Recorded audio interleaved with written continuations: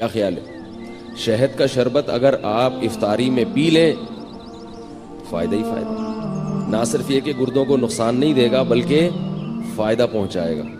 تو آج کل کوئی اتنا مسئلہ نہیں ہے، شہد کوئی اتنی مہنگی چیز نہیں ہے، خالص ہونا چاہیے شہد۔ شہد کا جو ہے نا وہ پانی میں 2-4 چمچے گھول دیے، اس میں تھوڑا سا لیمن بھی ڈال دیا، اور لیمو ہونا چاہیے، کچھ اور نہ ہو۔ لیمو کے نام پہ آج کل مذاق بھی مل رہا ہے مارکیٹ میں۔ لیمن ہوتا ہے ایک جمیری ہوتی ہے، بالکل لیمو کی شکل کی ہوتی ہے، وہ نقصان دہ ہوتی ہے۔ تو آپ نے اس کو بولا بھائی مجھے لیمو چاہیے، لیمو، تو لیمن کا آپ نے تھوڑا سا اس میں ڈال دیا، اور شہد بھی ڈال دیا، اور شربت۔ یہ سارے کام اپنے خرچے پہ کرنے، یہ پہلے بتا دوں آپ کو، ٹھیک ہے نا؟ ایسا نہ ہو مجھے فون کر کے آپ کہیں کہ آپ نے اتنے اچھے اچھے مشورے دیے ہیں۔ تو اب لیمو کا بھی، کیونکہ لیمو بھی ٹھیک ٹھاک مہنگا ہوا ہے، شہد تو ہے ہی مہنگی چیز، تو یہ آپ اگر پی لیں گے تو اس سے 2 فائدے ہوں گے۔ ایک تو سارا دن کی جو تھکاوٹ ہے آپ کی سیکنڈوں کے اندر دور ہو جائے گی۔ سمجھ رہے ہو؟ فائدے گنے۔ پہلی بات کیا؟ سارا دن کی تھکاوٹ آپ کی دور ہو جائے گی۔ دوسرا فائدہ کیا ہوگا؟ لذت اور مزہ۔ شہد اور لیمن کا شربت ملا کے پیئے، مزہ نہ آئے پیسے واپس، بڑا مزہ آئے گا پینے میں۔ تیسرا فائدہ، آپ کے جسم کا کولیسٹرول بولے نا پگھلے گا، ہینڈسم اسمارٹ ہو جائیں گے، باریک ہونا شروع ہو جائیں گے۔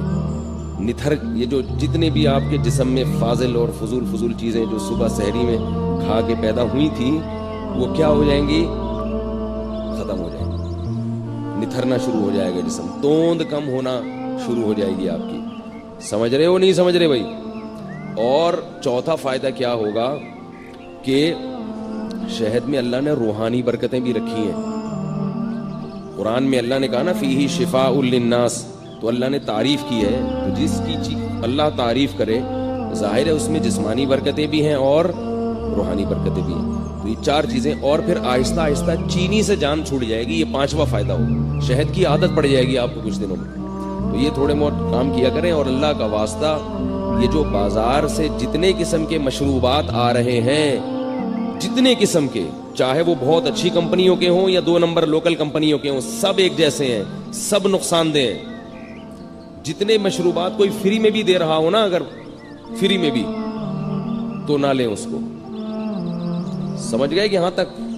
البتہ ہمدرد والوں کا جو روح افزا ہے اس کے بارے میں ماہرین کی 2 رائے ہیں۔ بعض کہتے ہیں وہ بھی کچھ ایسنس ہیں وغیرہ، اور بعض کہتے ہیں نہیں وہ خالص عرقیات کا مجموعہ ہے۔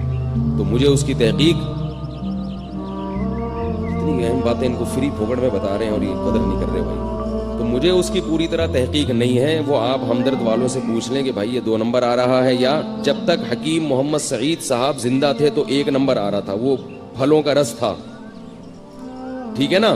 اب پھلوں کا رس ہے یا پرچی پہ پھل لکھ کے وہ پرچی ڈال دی جاتی ہے، اس کا مجھے علم نہیں ہے۔ تو دونوں باتیں سننے کو ملتی ہیں، بعض کہتے ہیں 2 نمبر ہے، بعض کہتے ہیں 1 نمبر ہے، تو مجھے نہیں پتا کہ وہ 2 نمبر ہے کہ 1 نمبر۔ تو آپ کا کوئی جاننے والا ہو تو آپ اس سے تحقیق کر سکتے ہیں۔